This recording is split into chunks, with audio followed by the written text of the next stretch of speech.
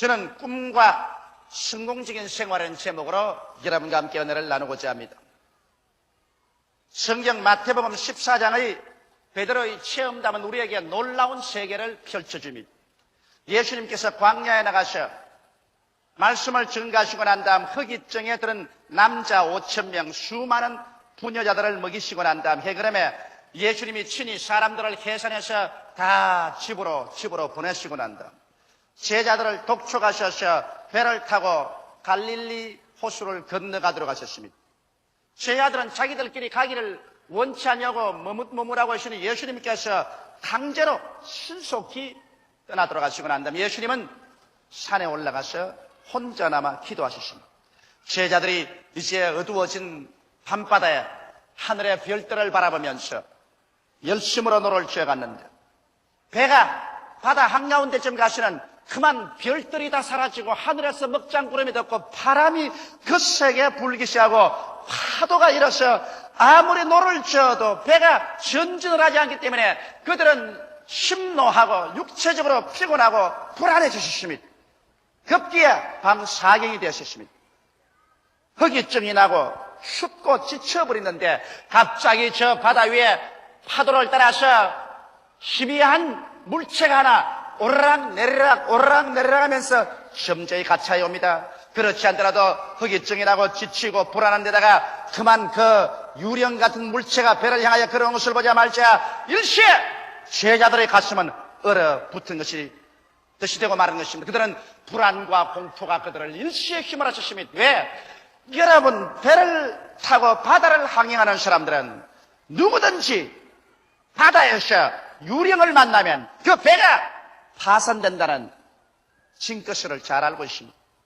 이러므로 이들이 탄 배가 갈릴리 바다에서 고뇌를 당하고 있을 때 그 바다 위에 유령이 걸어온다는 것은 그들이 빠져 죽는다는 예시인 것입니다. 그래서 그들은 그만 아비규환의 절망에 처했습니다. 그럴 때 예수님께서 내니 두려워 말라 그렇게 말씀하셨습니다. 그 말씀을 듣자 베드로가 즉시로 예수님 것을 알아차리고 주여 주시어다 나로 명하사 물으러 오게 하소서. 그때 예수님께서 오라 말씀하십니다. 베드로는 고개를 들어 예수님을 쳐다봤습니다. 바다 위에 서 계시는 예수님, 그 예수님을 그는 있는 힘을 다해서 쳐다보았습니다. 곧장 베드로의 마음은 예수님 생각으로 꽉 들어찼습니다. 그 믿음도 예수님의 생각으로 꽉 들어차고 그는 삽시간에 바다와 파도를 보지 않았었습니다. 그는 갈릴리의 바다 위에 있다는 것도 잊어버렸습니다. 예수님만 바라보고 배에서 나와서 예수님을 생각해서 걸어가기 시작한 것입니다. 상당히 걸어갔습니다. 그러다 일진 광풍이 불어오면서 물보라가 베드로를 치고 물세례를 받고 온 눈에 짠물이 들어가자 그만 예수님을 바라보는 눈을 옮겨서 바람과 파도를 바라보죠. 마음속에 급기야 불안과 공포가 휘몰아쳐오고 온 오금이 저려오고 이제 나는 빠져 죽는구나 생각을 하자 말자 물속에 빠져 들어가기 시작한 것입니다. 그럴 때 베드로가 고함을 쳤습니다. 주여 내가 죽나이다 나를 도우소서. 예수님이 오셔서 즉시로 베드로의 손을 붙잡아 일으키면서 믿음이 적은 자여 왜 의심하였느냐고 우셨습니다. 이 이야기 내용은 우리 일생을 변화시키고도 남아있는 위대한 의미가 포함되어 있는 것입니다. 똑같은 갈릴리 바다에 똑같은 시간에 똑같은 파도가 치는데 조금 전에는 베드로가 물으로 걸었다가 조금 후에는 물에 빠졌다. 무엇이 달라졌습니까?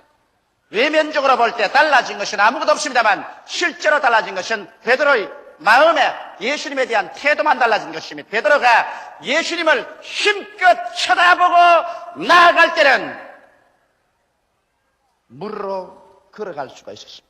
그러나 바라보는 눈을 예수님께로부터 돌이켜서 바람과 바다를 바라보자 그건 물속에 빠져들어가기 시작했습니다.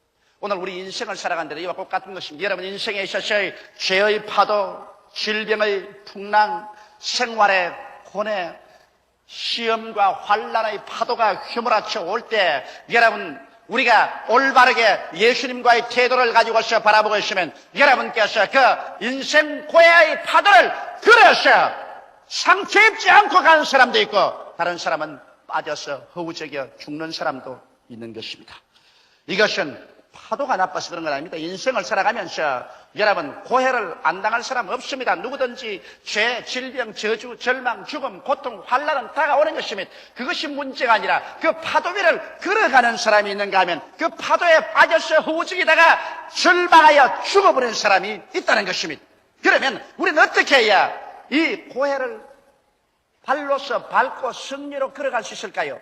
여기는 베드로에게서 우리는 배워야 되는 것입니다. 베드로가 고개를 들어 예수님을 바라보고 있을 때, 그래서 베드로의 속에 예수님에 대한 꿈과 환상이 꽉 들어차 있을 때 그는 물로 걸어갈 수 있습니다. 이것이 바라봄의 법칙이라는 위대한 법칙입니다. 여러분께서 집중적으로 바라보고 있으면 그 바라보는 대상이 여러분을 점령해버린 것입니다. 놀라운 법칙입니다. 여러분께서 대상을 바라볼 때 여러분이 그 대상을 점령하는 것이 아니라 여러분이 대상을 집중적으로 바라보면 그 대상이 꿈과 환상으로 여러분을 점령해버립니다. 여러분의 생각을 점령해버리고 여러분의 마음을 점령해버리고 여러분의 행동을 점령합니다. 그러고 난 다음에 어떤 일이 생겼냐? 그 대상에서부터 힘이 나옵니다. 무서운 눈에 안 보이는 힘이 나와서 여러분을 붙잡아버립니다. 붙잡아가지고서 그 대상으로 끄집어 당깁니다. 이 신비하고 놀라운 법칙을 수많은 사람들은 모르고 있습니다. 베드로가 예수님께 집중하고 있었습니다.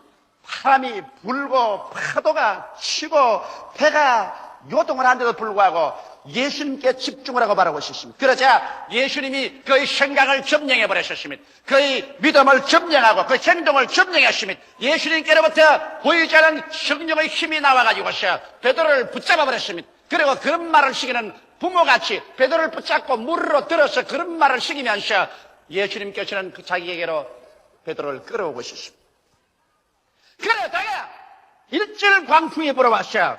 물보라가 베드로를 덮쳐서 물세를 받고 눈에 짠물이 들어가자 끔뻑끔뻑하면서 예수님을 바라보는 눈을 돌이켜서 바람과 파도를 바라보았어. 그러자 바람과 파도를 바라보자 말자 바람과 파도의 생각이 그의 마음을 점령해버렸습니다. 그리고 그러자 불안과 공포가 그 마음을 점령했습니다. 그러자 행동으로 그만 그 오금이 오그러지고 간담이 쓰늘해지고 심장이 얼어붙는 듯이 이젠 죽었구나고 생각하자 말자 그는 그 바다가 그를 잡아당깁니다. 대상이 잡아당기는 겁니다.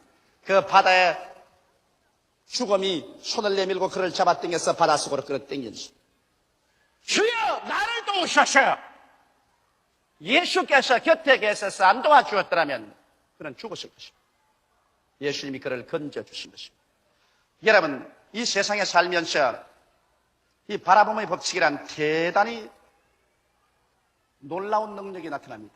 여러분과 내가 어떠한 대상을 집중적으로 바라보는지 바라보면 그것이 여러분을 점령해버립니다. 여러분의 생각을 점령하고 여러분의 소원을 점령하고 믿음을 점령하고 행동을 점령하고 그 바라보는 대상에서 눈에 안 보이는 만유 인력 같은 힘이 나와가지고서 여러분을 붙잡아서 자기에게로 끌고 갑니다. 긍정적으로 바라보는 사람은 긍정적으로 끌려가고 부정적으로 바라보는 사람은 부정적으로 끌려갑니다. 베드로가 여러분 바람과 바다를 바라보자 말자 바람과 바다가 그 생각과 그의 믿음과 그의 행동을 점령해버리고 바닷속으로 끌어당겨버린 것입니다.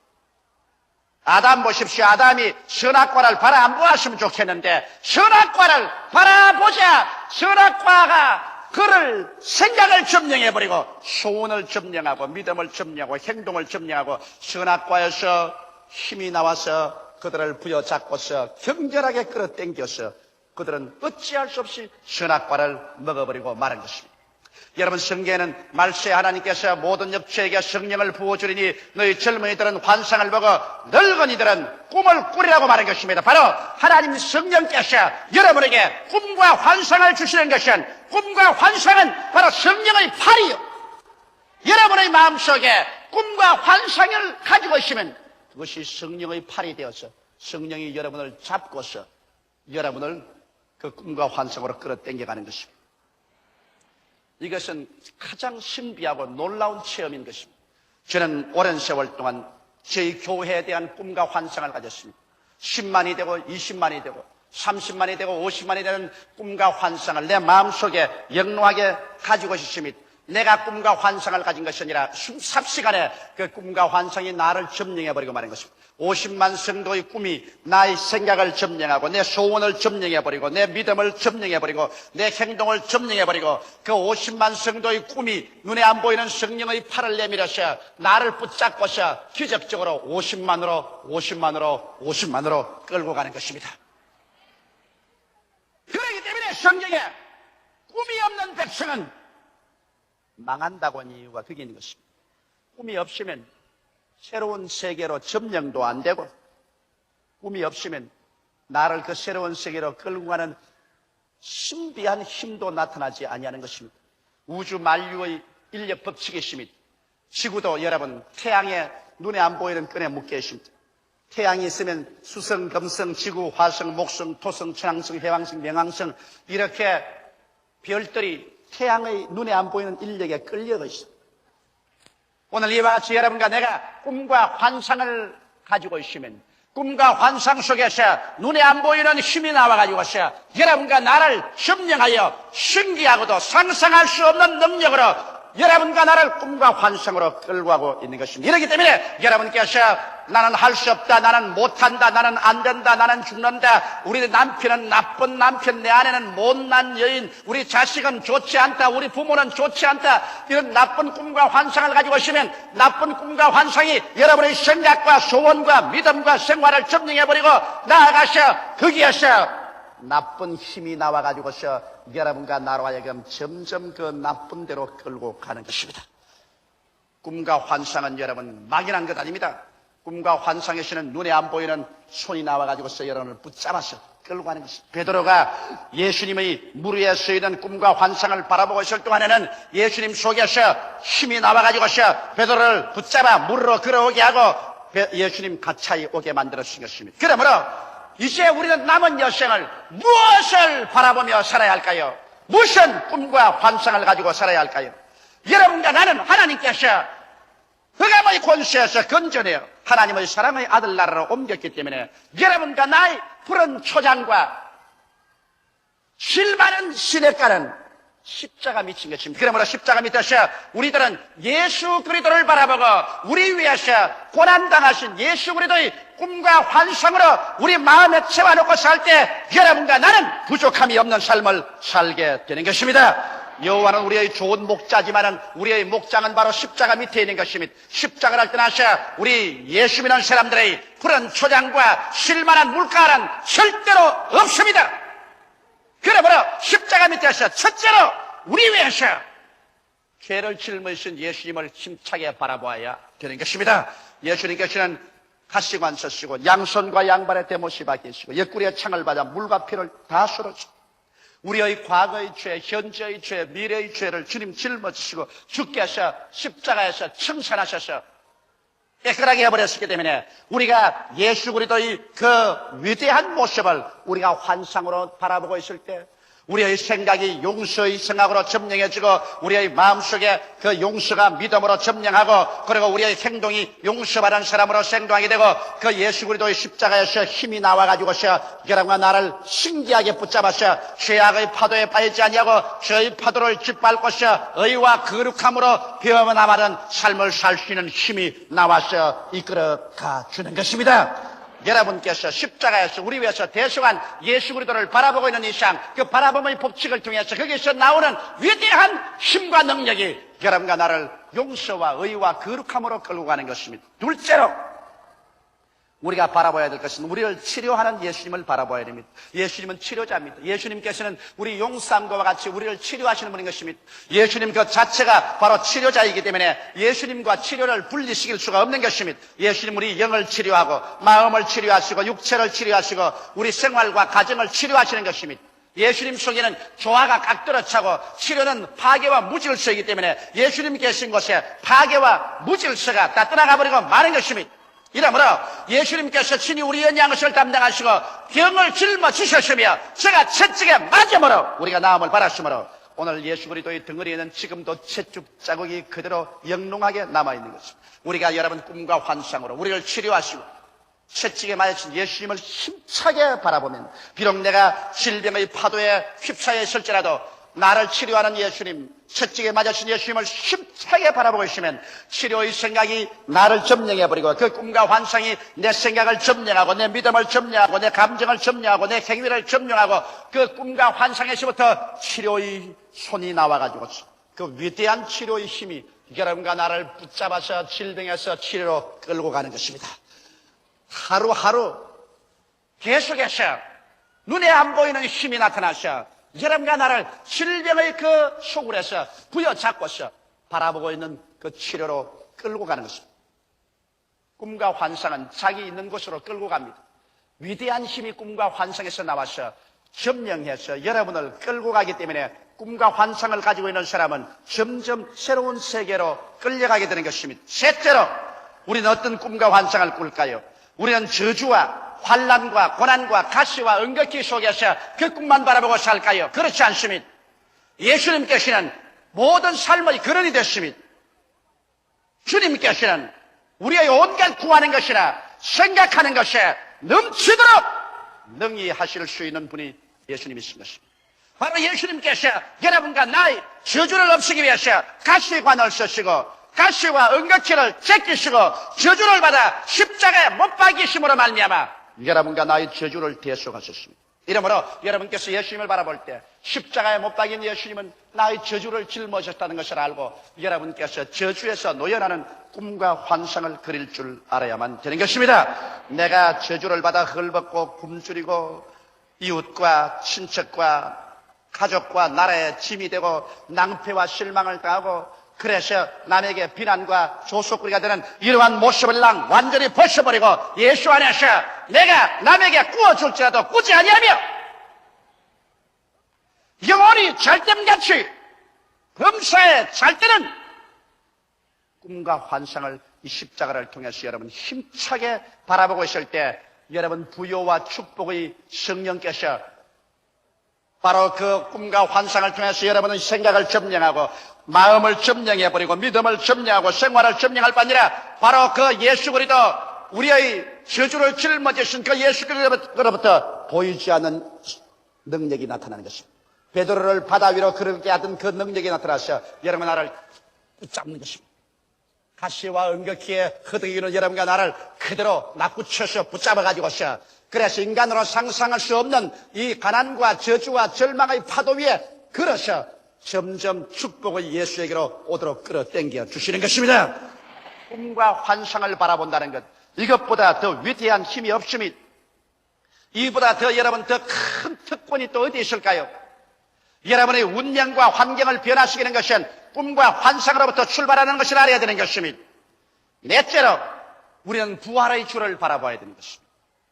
예수님께서는 죽음을 박차고 무덤을 개치고 부활하셨습니다. 인간에게 가장 처절한 절망이 죽음인데 예수님께서는 이것을 이기고 부활했기 때문에 여러분의 마음속에 부활의 주를 꿈으로서 바라보고 환상으로서 소유하고 있을 때 부활의 주가 여러분의 생각을 점령하고 여러분의 마음을 점령하고 여러분의 감정을 점령하고 행위를 점령하고 이 부활의 주를 바라보고 있으면 이 부활의 주로부터 죽음을 이기는 힘이 나오기 시작하는 것입니다. 할렐루야. 부활의 주로부터 사망을 이기는 힘이 넘쳐나와서 여러분과 나라에게 죽음의 공포의 바다를 짓밟고서 조금도 죽음에 대한 공포 없이 일어나 천국으로 끌어주시는 것입니다. 어린애기를 잉태하지 않은 엄마가 아기를 낳기 위해서 아무리 진땀을 흘려도 아기를 낳을 수가 없습니다. 그는 어린애기를 잉태하지 않았기 때문인 것입니다. 꿈과 환상을 갖지 않은 사람이 새로운 세계를 창조하고 더 나은 내일을 만들어내려고 아무리 애를 쓰고 힘을 써도 내일은 없습니다. 왜?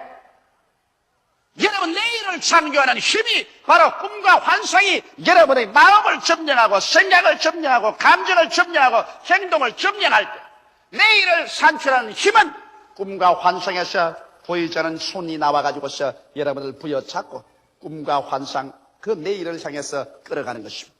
이러므로 말미암아 여러분이 꿈꾸던 그것이 이루어지고 여러분이 환상으로 그려보던 그것이 이루어지는 것입니다. 그럼 우리는 어떻게 해야 될까요?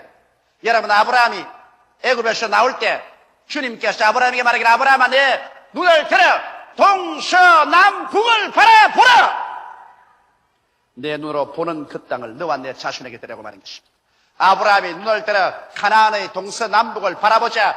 여러분, 그 바라보는 대상인 꿈과 환상이 아브라함의 생각을 점령하고 믿음을 점령하고 아브라함의 행위를 점령했었습니다. 그 꿈과 환상에서 무서운 힘이 나와가지고서 아브라함으로 하여금 가나안 땅을 점령하도록 이끌어간 것입니다.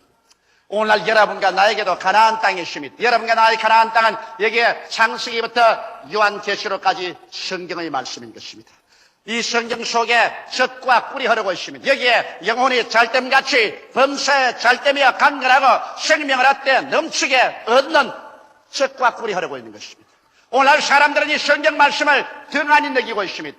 성경 말씀을 그저 윤리나 도덕적이나 철학이나 율법적으로 알고 있는 것입니다. 성경을 통해서 하나님께서는 여러분과 나에게 더 낫고 위대한 삶을 주는 꿈과 환상을 만들 수 있는 약속을 허락해 주고 있는 것입니다. 여러분, 위대한 약속이 없이는 위대한 꿈을 꿀 수가 없습니다. 아무도 약속해 주지 않는데 내가 무슨 꿈을 꿀 수 있단 말인 것입니까? 여러분께서 하나님 말씀을 기도하고 읽음으로 말미암아 그 속에 있는 위대한 말씀들을 여러분이 취해서 이것으로서 여러분의 가슴 속에 영롱한 꿈과 환상을 그리십시오. 내가 믿을 수 있는 한도 내에서 가장 크고 위대한 꿈과 환상을 그리십시오. 내가 믿어지지 아니하는 것은 그것은 백일몽이 되고 마는 것입니다. 그러나 내 가슴 속에 믿어질 수 있는 한 최대의 영롱한 꿈과 환상을 꾸십시오.